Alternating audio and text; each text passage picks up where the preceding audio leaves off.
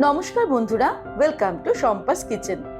আজ আপনাদের সাথে শেয়ার করব মশলাদার আলু চচ্চড়ি রেসিপি, যা আমি তৈরি করব সিক্রেট ইনগ্রেডিয়েন্টস ম্যাগি মশালায় ম্যাজিক দিয়ে। তাহলে চলুন চটপট দেখে নিই ম্যাগি মশালায় ম্যাজিক ইউজ করে কিভাবে আমরা সাধারণ আলু চচ্চড়ির স্বাদে জাদু আনতে পারি। সবার প্রথমে আলু নিয়ে নিয়েছি 4টে বড় সাইজের।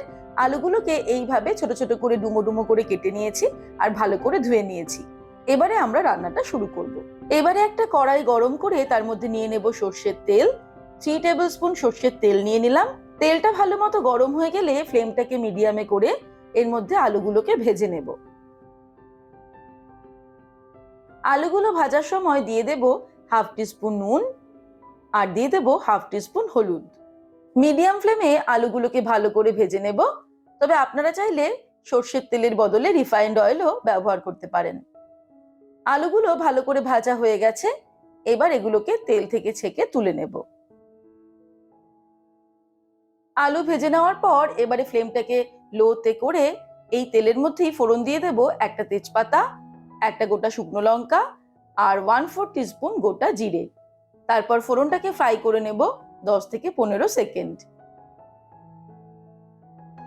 এবারে এর মধ্যে মশলার গুঁড়ো অ্যাড করব। প্রথমেই দিয়ে দিচ্ছি জিরের গুঁড়ো হাফ টিস্পুন, ধনের গুঁড়ো হাফ টিস্পুন, হলুদ গুঁড়ো হাফ টিস্পুন, লঙ্কার গুঁড়ো দিয়ে দিচ্ছি হাফ টিস্পুন। তবে লঙ্কার পরিমাণটা কিন্তু নিজেদের স্বাদ অনুসারে অ্যাড করতে হবে। নুন দিয়ে দিচ্ছি হাফ টিস্পুন আর হাফ টিস্পুন চিনি দিয়ে দিলাম। এবার এর মধ্যে অল্প জল অ্যাড করে মশলাটাকে ভালো করে কষিয়ে নেব। এই সময়েই 1 টিস্পুন আদা বাটাও এর মধ্যে অ্যাড করে দেব। তারপর 3 থেকে 4 মিনিট মশলাটাকে লো ফ্লেমে ভালো করে কষিয়ে নেব, যতক্ষণ না মশলা থেকে তেল ছাড়তে শুরু করছে। মশলা থেকে তেল ছাড়তে শুরু করে দিয়েছে, মশলা কষানো কমপ্লিট। এবার এর মধ্যে দিয়ে দিচ্ছি কুচানো টমেটো। একটা মাঝারি সাইজের টমেটো কুচিয়ে নিয়েছি, সেটা দিয়ে দিলাম। টমেটো অ্যাড করার পরে আবারও মিনিট 3 কষিয়ে নেব লো ফ্লেমে। টমেটো অ্যাড করার পর 3 মিনিট মতো কষিয়ে নিয়েছি। এবারে এর মধ্যে দিয়ে দেব ভেজে রাখা আলু। এবারে মশলার সঙ্গে আলুটাকেও ভালো করে কষিয়ে নেব। এই সময় ফ্লেমটাকে হাই করে দেব। তারপর মিনিট 2 নাড়তে নাড়তে কষিয়ে নিতে হবে। 2 মিনিট ভালো করে কষিয়ে নিলাম হাই ফ্লেমে। এবারে এর মধ্যে অ্যাড করে দেব জল। অল্প পরিমাণে জল দেব, কারণ আলু সিদ্ধ হওয়ার জন্য একটু জল লাগবে, না হলে একদম ড্রাই হয়ে যাবে। তারপর যেই গ্রেভিটা ফুটতে শুরু করবে ফ্লেমটাকে লোতে করে জাস্ট 10 মিনিটের জন্য ঢাকা দিয়ে দেব। 10 মিনিট পর ফিরে আসছি। 10 মিনিট হয়ে গেছে। এবারে আমরা চেক করে দেখে নেব আলুটা সিদ্ধ হয়েছে কিনা। হ্যাঁ, আলুও কিন্তু সিদ্ধ হয়ে গেছে আর জলটাও দেখুন একদম শুকিয়ে গেছে। একদম গা মাখা একটা গ্রেভি রয়েছে আলুর চচ্চড়িতে। এবারে আমাদের আলুর চচ্চড়ি কিন্তু প্রায় কমপ্লিট। আর সবশেষে এর মধ্যে অ্যাড করে দেব ম্যাগি মশালায় ম্যাজিক।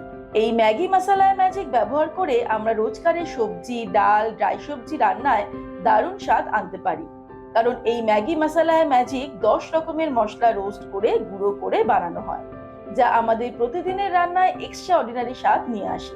জাস্ট রান্না শেষ হওয়ার 2-3 মিনিট আগে এই ম্যাগি মশালায় ম্যাজিক রান্নায় অ্যাড করে নেবেন, তাহলে স্পেশাল স্বাদে তৈরি হয়ে যাবে যে কোনো সাধারণ রান্না।